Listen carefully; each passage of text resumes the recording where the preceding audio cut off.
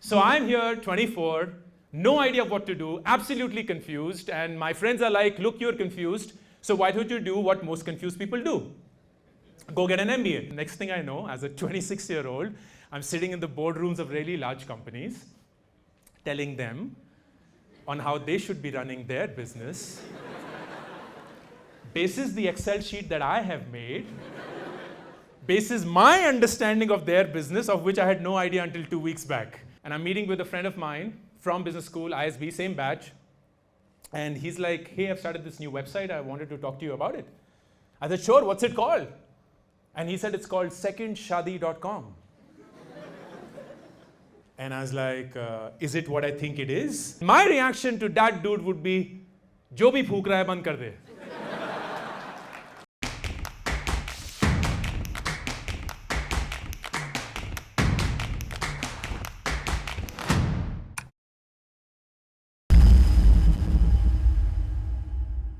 Opinion poll first. How many of you here have ambitions of starting your own company, say, in the next 5 years?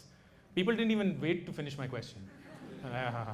It's very easy, particularly in today's world and particularly in this generation, to believe that an entrepreneur is the one who starts a startup, has this cool tech company, enters third wave cafe with a MacBook, and everything attached to the notion of what startups are.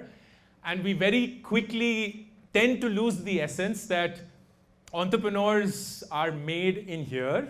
They're not made by the funding that they get. They're certainly not made by the products or services that they build, which may or may not succeed. But you could very well be a corporate employee and yet be the finest entrepreneur that that company has. And you could very well run the most magnificent company in your head and never be as close to being an entrepreneur as you thought you are. Because it takes a very different mindset to think and act like an entrepreneur. It's also my second time at Eximius. The last time I was here, people didn't know of COVID, and it was a very different world. And here we are after several years of hardship and struggling to make things work for us, but we are, and that's the power of human resilience. And in some way, it's going to reflect what I wanted to talk to you all about as well. How many of you here feel that you would love to start your career with a corporate job? How many of you have ever worked before? In my experience, and to give a little bit of background about where I'm coming from, I was not meant to be doing what I'm doing right now. In fact, I wanted to be an academic, pretty much find myself on this dais, not as a keynote speaker, but as somebody who's serving academic institutions. I went to the US for my PhD, which was in astrophysics. I wanted to become a space scientist. I wanted to work at NASA. I went to the US, did 2 years of coursework, thoroughly enjoyed my time, but also recognized that's not what I wanted to do in life. And at the age of 24, much to my parents' disappointment and dismay, I dropped out of my PhD program and came back to India with no idea of what I wanted to do. No sense of what life would be about. And I don't come from any point of privilege. We come from a very, very humble background. So I'm here, 24, no idea what to do, absolutely confused. And my friends are like, look, you're confused, so why don't you do what most confused people do? Go get an MBA. And that was the truth at that point of time, perhaps still is to a great extent. You go for an MBA not because you know what you want to do, but because you have no idea what you want to do. And I had so many of my friends who had gone for the MBAs and IIMs and so on, so I wasn't sure of whether that would be the right thing for me or not. And as luck would have it, and I call it luck genuinely because that is what it was, I come across this rather young school. This is 2005 I'm talking about. It's a 5-year-old school, so it's a big gamble whether the school will even exist after 5 years or not. An insanely expensive program, but a 1-year MBA, which is a completely new phenomenon in India, never done before. And the best thing about it, which fascinated me, was if I did get through that program, my batchmates would be people with real work experience. And the reason it was fascinating was because I had zero perspective of what the real world was. I had no idea. I was a physics geek. All that I knew about was Einstein, Archimedes, Oppenheimer, Madame Curie. And that was my world. I had no idea what sales is, what marketing is, what finance is, IT is, HR is, supply chain is. So for me, to spend time with such people would be the best training platform. So I did sit for the CAT, but I finally thought that my pursuit should be ISB, and I applied to the ISB, and God bless the person who saw my application and thought that I was worth to be in that school, because that 1 year just fundamentally changed me. It gave me a shock therapy of what real life is, which is what I'm going to share with a lot of you. And I think I got the answer to the most important question that I was seeking at that point of time, and that is, how do you really go about living life when you know for a fact that your plans are, bullshit? Like, you can make all the plans in the world, and I did. I made the grandest plan for myself in my life. From a very young age, I knew that I wanted to become a scientist, go to the US, get to NASA, be on Mars, and I was doing well on it, and yet life did not happen the way that I had planned for it. So I was left disillusioned that if even my best plan doesn't work, then what hope in hell do I have to make and come up with another plan? And I need an answer to a very odd question that I asked. What kind of an approach towards life can set me up for life even if I don't have a plan? If I don't have a plan for my life, is there a certain way that I can approach life that sets me up? And I found the answer to that question while at ISB. While at ISB, I also found out there is a really cool profession called consulting. And consulting is fascinating because you get to work with very smart people on real life business problems, get paid a lot of money. And I was like, this is the best way for me to learn something about the world that I don't. So I started preparing for consulting jobs, and I got through a really good consulting firm. And the next thing I know, as a 26-year-old, I'm sitting in the boardrooms of really large companies, telling them on how they should be running their business, basis the Excel sheet that I have made, basis my understanding of their business, of which I had no idea until 2 weeks back. And I was like, how does this make sense? Why aren't you throwing me out? Like, I'm 26 years of age. You've worked in this company for longer than I've lived on this planet. This relationship is not equal. But they weren't for some reason complaining. If they weren't, I wasn't complaining one bit, because every single day I was getting to learn so much that it fascinated me. And a year and a half passes by, and I'm meeting with a friend of mine from business school, ISB, same batch. And he's like, hey, I've started this new website. I wanted to talk to you about it. I said, sure, what's it called? And he said, it's called secondshadi.com. And I was like, is it what I think it is? He's like, yeah, man, it's a matrimonial website for remarriages. There's so many people who get married in India, so there's bound to be people who get divorced and widowed. And this is a platform for them to get married again. And I was like, that is such an incredible idea. How did you think about this? He's like, no, my dad thought about this.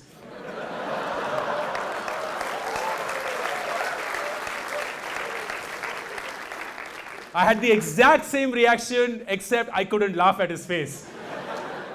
And I was like just giggling inside. I was like, I hope uncle and auntie are having a happy marriage. But in my head, I was like, this is so good. I want to contribute. Is there a way that you can involve me? And he's like, yeah, I think you and I can make a great team. Do you want to do this together? And I was like, look, I'm thoroughly enjoying myself in consulting. I'm having a ball of a time.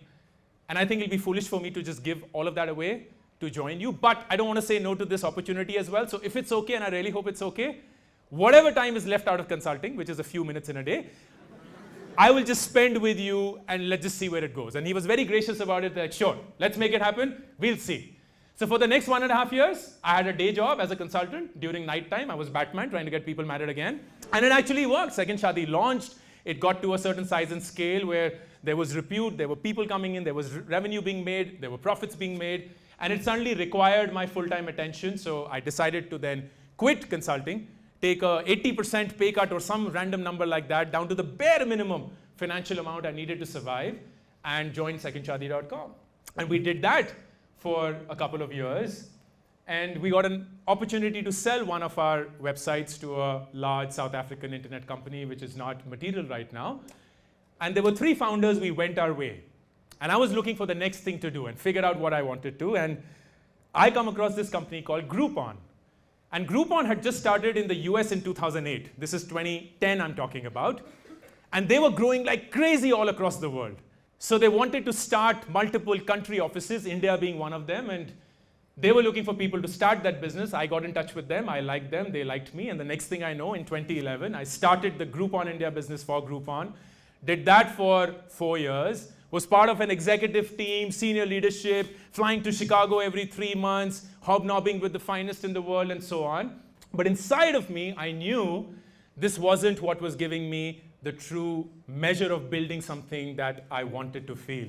And the reason was because I was still an employee, and two, the focus that Groupon had on India was abysmally low, for no fault of theirs, because their largest markets were US and Europe. But I felt that the India opportunity was magnum opus, and I wanted to do something about it. So in a moment of craziness, which has come to define my life in much order, I go to the Groupon headquarters and I say, I want to buy the Groupon India business from you, and I want to make it into an independent entity. It's called a management buyout, which I had studied at ISB, but I had no idea what that meant. And they laughed at me. They was like, you have no idea what you're talking about. You're a 100% subsidiary of a publicly listed company listed in the US. This thing is not easy. In fact, it has never been done in India. I was like, well, that's not the reason it can't happen. Let's talk. And it took about 9 months of convincing. And we were able to convince them. We partnered with Sequoia Capital. We raised money and we bought the Groupon India business from Groupon. And that made an independent entity that started in 2015 called Nearby.com. And Nearby.com ran for 2 years. It was then invested by Paytm. 2017, we became a Paytm company. And in 2019, when we became profitable for the first time after 4 years of intense struggle, I decided to step down as the CEO of my own startup because I felt my time was over. And I loved my founders, and I believed that they could do the job far better than I could. And I wanted to do what lay ahead of me. Again, with no idea of what that could be.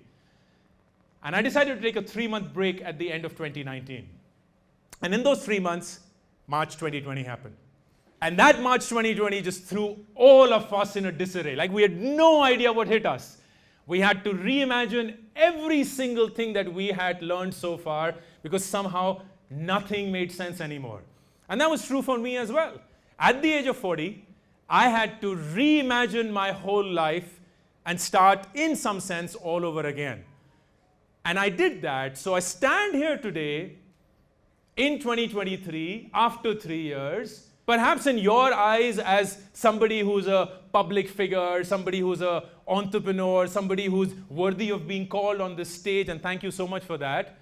But in my head, this hasn't happened in the last 3 years because it can't happen in the last 3 years. So when I wake up every day and I find myself living this life, which I'm so grateful for, the only question I ask myself is, how did I land up here?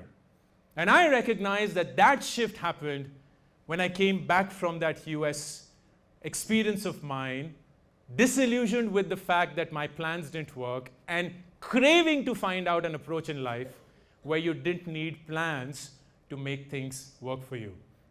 And here are the 3 things that I figured.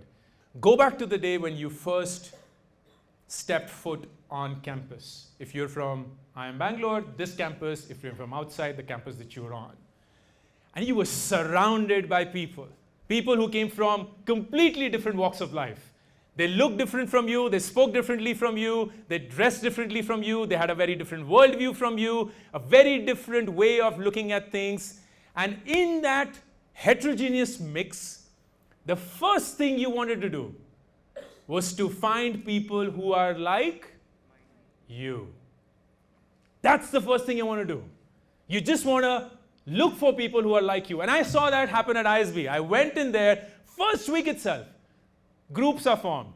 Engineers with engineers, chemical with chemical, mechanical with mechanical, Bombay with Bombay, South Bombay with South Bombay, Delhi with Delhi, Sarojini Nagar with Sarojini Nagar, dance with dance, music with music. Everyone wanted to form these groups, belong, feel like they're part of a tribe.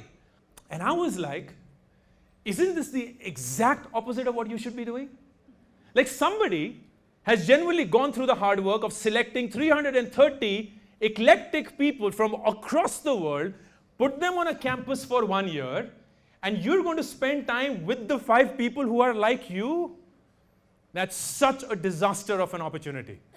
And I don't know anything about you right now, but I have been you to know enough about you to know that you're making the exact same mistakes right now.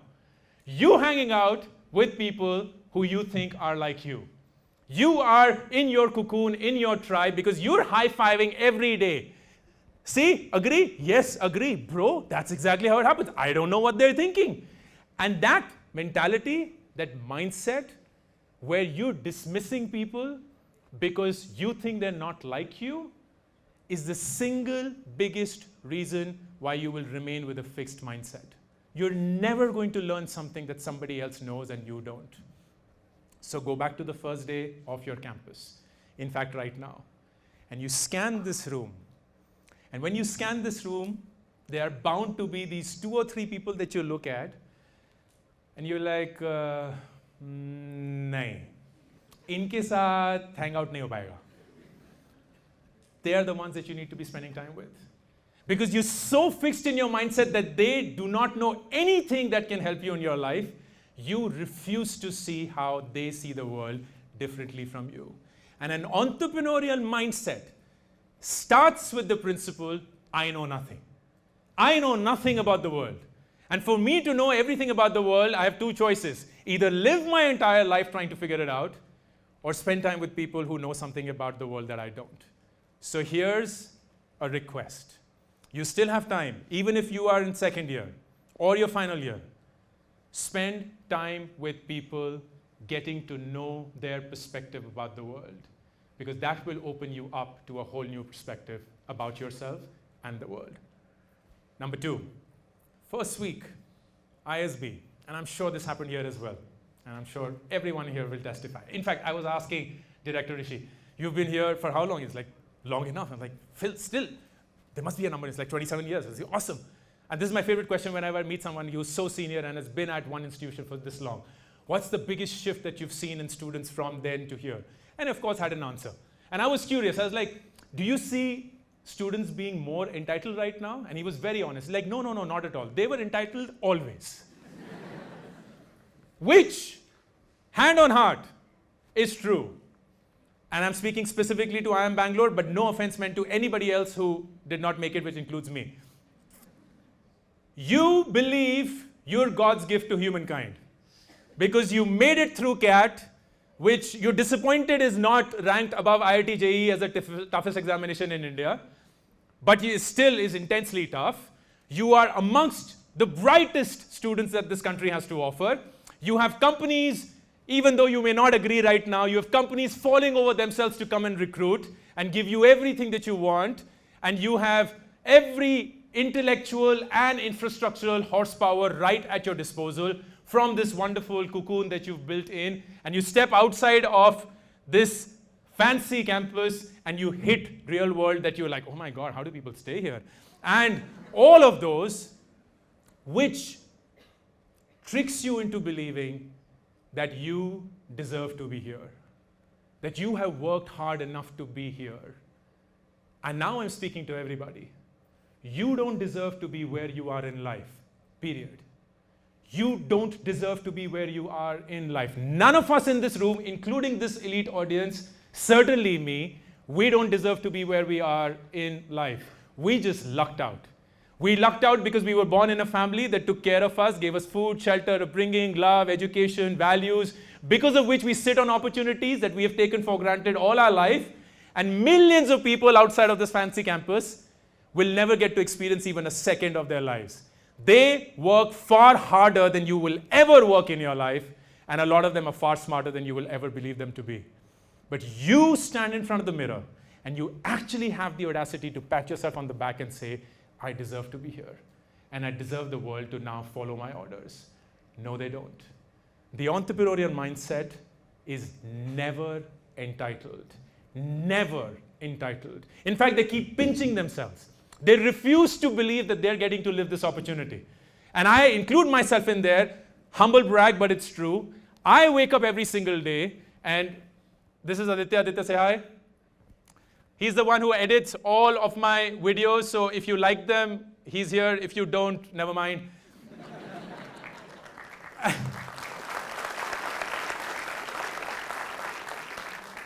I wake up every day. I have a fantastic team, people like him multiple times over. I have the love and admiration of a lot of people that I have never met personally.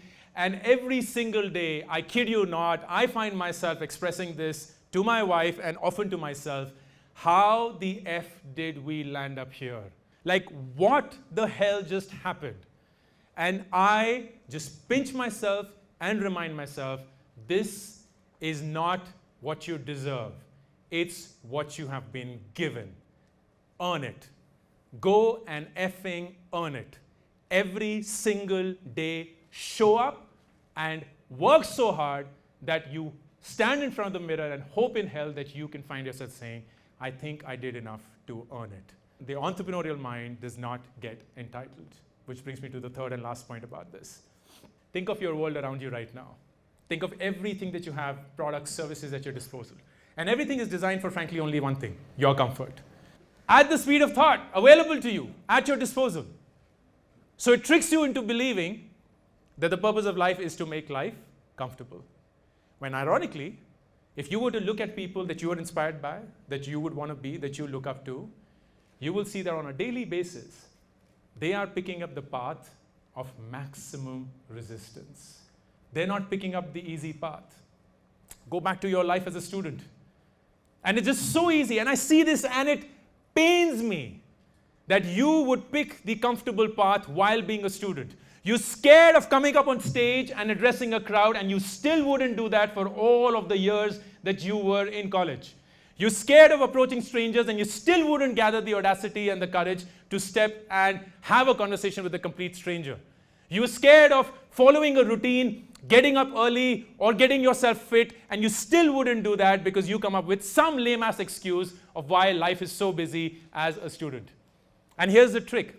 Nobody told you so, but this is true. Take it from somebody who's graduated pretty much like you did. Nothing of what you do in college is going to destroy your life. No mistake that you make here is going to destroy your life, unless, of course, it's illegal. But nothing, no mistake, and yet you wouldn't make it. And yet you will fall for the trap of comfort. You are shit scared to stand on stage because you're scared of what? Your peers laughing at you? That's what you're scared of? That's what in some way brings down shivers down your spine? That your batchmates who are just as shit scared as you are going to laugh at you? And that's why you don't want to make that move? And you will continue to live in that zone of comfort? Shame. Because that's not what the entrepreneurial mind does. The entrepreneurial mind recognizes that orbit shift only happens when you don't get comfortable. Nothing has come easy in life. All the things that you need in life to truly make you fulfilled are going to take time and intense hard work. And if you were to settle for the comfort, you are falling in the same trap that the world has laid out for you. So combine these three things. Spending time with people who are nothing like you, doing it in a manner that you never feel entitled, and doing it in a space and mindset where you never ever get comfortable, you have what I stand here as a living example of, a way to live life without a plan.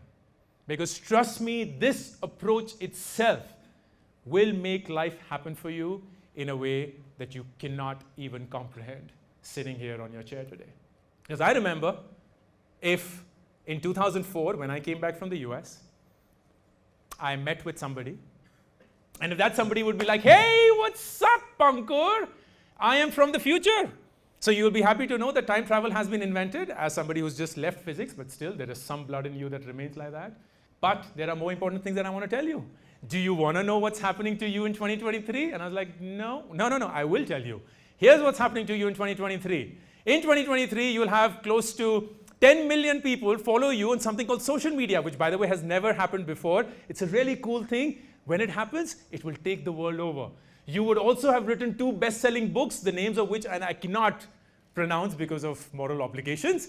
I will also be very happy to tell you that you will be invited by the finest institutions across the world to address their students, the finest organizations across the world to address their employees, all of which you will be doing by working less than 20 hours a week, making more money than you'll ever know how to spend, and you will be insanely happy. And my reaction to that dude would be, Jo bhi phook raha hai, band kar de. Because this could not have been planned. There was no way the 2004 Ankur could have planned to be here.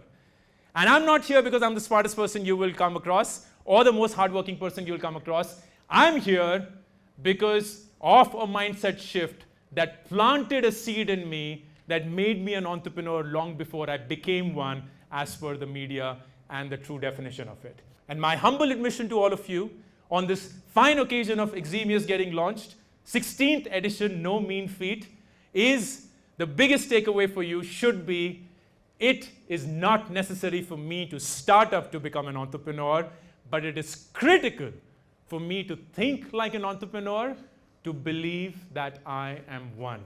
Because if I don't, then my life is that of an employee. And an employee mindset, with no offense meant, but please take some, is that where you're constantly waiting for orders to come your way.